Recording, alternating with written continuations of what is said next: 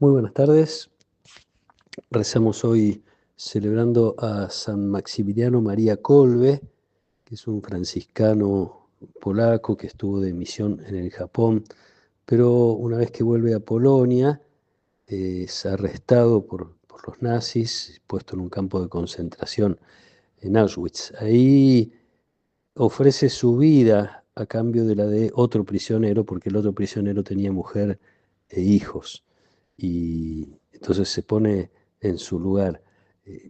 Por eso es considerado mártir. En general los mártires hacen una confesión de fe directa de su creencia en Jesús, de su fe en Dios, etc. Acá el martirio viene a raíz de una expresión suprema del amor, que es la de entregar la vida. Se lo había dicho Jesús a los discípulos: no hay mayor amor que dar la vida por los amigos. Y Maximiliano da la vida por una persona que ni siquiera era su familiar, ni siquiera formaba parte de su comunidad de fe.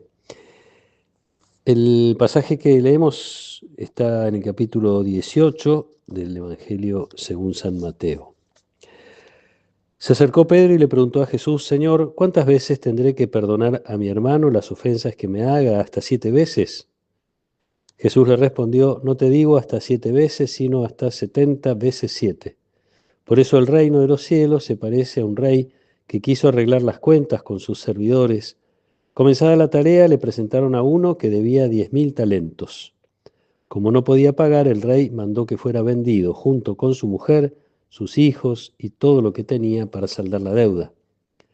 El servidor se arrojó a sus pies diciéndole: dame un plazo y te pagaré todo. El rey se compadeció, lo dejó ir y además le perdonó la deuda. Al salir, este servidor encontró a uno de sus compañeros que le debía 100 denarios y tomándolo del cuello hasta ahogarlo le dijo: págame lo que me debes. El otro se arrojó a sus pies y le suplicó: dame un plazo y te pagaré la deuda. Pero él no quiso, sino que lo hizo poner en la cárcel hasta que pagara lo que debía. Los demás servidores, al ver lo que había sucedido, se apenaron mucho y fueron a contarlo a su señor. Este lo mandó llamar y le dijo: miserable, me suplicaste y te perdoné la deuda. ¿No debías también tú tener compasión de tu compañero como yo me compadecí de ti? E indignado el rey lo entregó en manos de los verdugos hasta que pagara todo lo que debía. Lo mismo hará también mi Padre Celestial con ustedes si no perdonan de corazón a sus hermanos. Cuando Jesús terminó de decir estas palabras, dejó la Galilea y fue al territorio de Judea, más allá del Jordán. Palabra del Señor. Con esta parábola, uno diría, da por terminada Jesús la enseñanza, ese ratito que dedicó a enseñar a los discípulos acerca de cómo tenía que ser su vida comunitaria. Seguramente lo recordamos, les presentó al niño, mostrándoles la necesidad de la humildad para ser parte de esa comunidad, la búsqueda del más necesitado, del más débil, de la oveja perdida, como lo hace Dios, también tienen que hacerlo ellos en la comunidad. La corrección fraterna, lo escuchábamos ayer y hoy, el tema del perdón. Está acostumbrado Pedro seguramente a las enseñanzas de los rabinos, que solían tener todo muy bajo control y muy calculado, y para cada situación tenían una respuesta diferente, en el sentido de que, sobre todo respecto del perdón, había que tener en cuenta quién era el que había hecho el daño, qué daño había hecho y qué cercanía con la persona, si es un familiar, si no es un familiar, si es un conocido. El perdón tenía que ver con todas estas cosas, con cálculos, que uno podría decirlo de esta manera. Para Jesús, obviamente, no es este el camino de los cálculos. El perdón, como la corrección fraterna, como todos los vínculos dentro de la comunidad, son fruto del amor.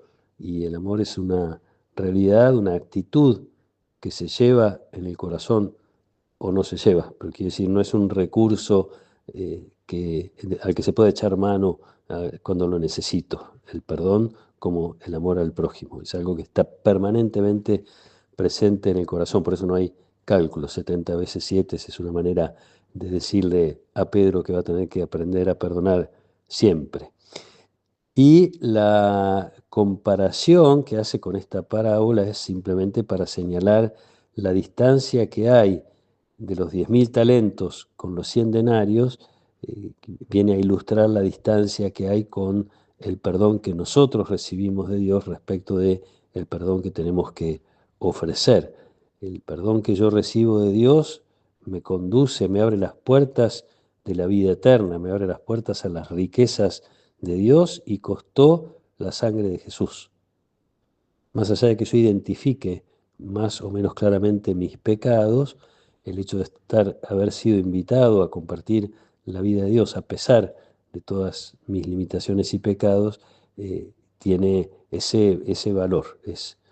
Insisto, es la sangre de Jesús la que me consigue la entrada en el reino de Dios y a participar de la vida y de las riquezas de Dios. Entonces, frente a esta realidad, una vez experimentada esta realidad, el perdón que yo tengo que ofrecer siempre es poca cosa, siempre es una pequeñez, si uno la mira bien, por más que haya sido muy dolorosa la situación, que alguien realmente me haya hecho mucho daño. Siempre tenemos, de todas maneras, el recurso de que, como decía, si la fuente del perdón como de la corrección fraterna es el amor, el origen de esa fuente es Dios mismo.